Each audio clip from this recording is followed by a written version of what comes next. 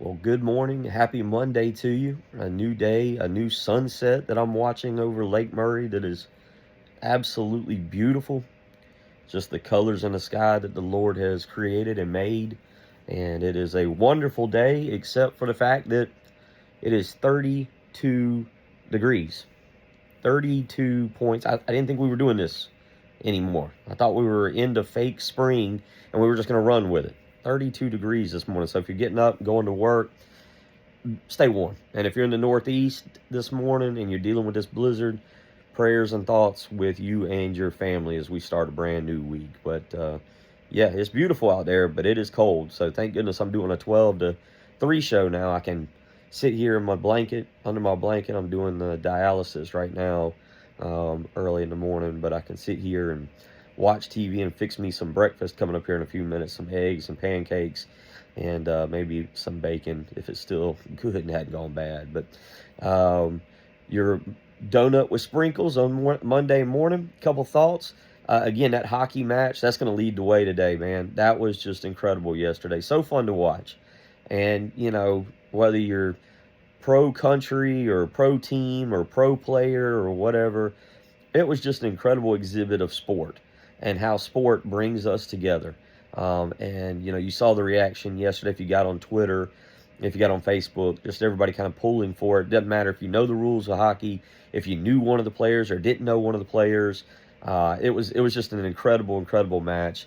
That's not breaking down the fact that Canada's claiming, well, 3-on-3 at the very end is not real hockey and so forth and so on. And Nathan, the one of the Canadian players, McKinnon, I think Nathan McKinnon is claiming, that Canada was the better team. But you know what? Doesn't matter who the better team was. The scoreboard indicates at the very end of the game who won, and the winner, not the better team, is what matters. So, just awesome. I look forward to talking about that on the radio. Also, yesterday, South Carolina baseball finishes winning 2 of their last 3. I'm not giving them praise anymore. Golly, I give them praise last Friday, and just like, hey, I kind of like where this team's developing, and they go out and they get squished by was that Army. They were down 9-1. They bounce back and they lose 9-5. But I'm not giving them praise, especially with this weekend series against Clemson coming up, and we'll talk more about that this week. Get Trey Dyson on. Jamie Bradford set to join us today at 2:15, as he always does on a Monday, to break down what he saw. But again, look ahead to that Clemson series, which will be obviously a monster for South Carolina. It will be interesting this week to hear what Paul Mainieri, how he describes the rivalry. Remember last year, he downplayed the rivalry a good bit, and they went out. They had a chance in Game 1 and Game 2, not so much in Game 3, I think, if I remember correctly. But I'll be interested to see how he talks about the rivalry this year and if he understands the importance of South Carolina, Clemson, to the South Carolina fan base in particular this year. So we look forward to that this week. South Carolina basketball won a game, first time in about almost 5 weeks. I think it was about 30 days that South Carolina had gone without winning a basketball game. They finally beat Mississippi State. 97 points for them, the most in an SEC game in the Lamont Paris era. Both teams shooting the ball really well. Doesn't mean anything. They get Kentucky tomorrow night over at Colonial Life Arena, but it is nice for them to win, be able to celebrate, go goof off in the locker room, and go to practice as winners. Women won yesterday, too, very convincingly.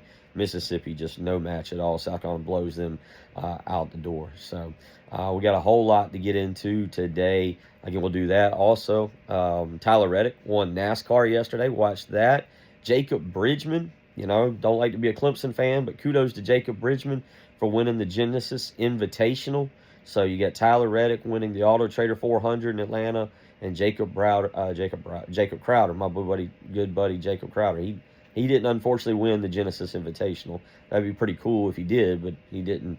It was Jacob Bridgman from Inman, South Carolina, who played golf at Clemson. So kudos to him as well. So a lot to talk about today. Again, Jamie Bradford set to join us. Tomorrow is Tuesdays with JC.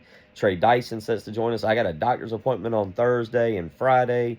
So it's going to be a busy, busy week, and then we wrap up the month of February and head toward March. Hope y'all have a great day. The Lord is blessing you. The Lord is with you. Great Bible verse last night, John 1:29.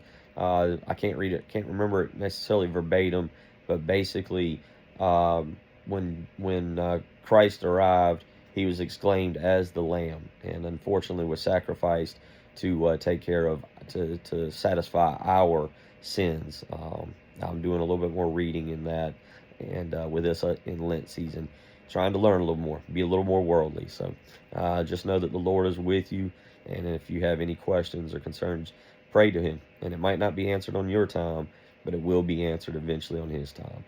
Love y'all. Have a great day. Happy Monday. Happy brand new week. Stay warm. My God. Boy, they're not going to be happy with me. I'm going to jack the heat up in the studio. Take care, and I'll talk to you at noon today with Tyler and Captain Dave.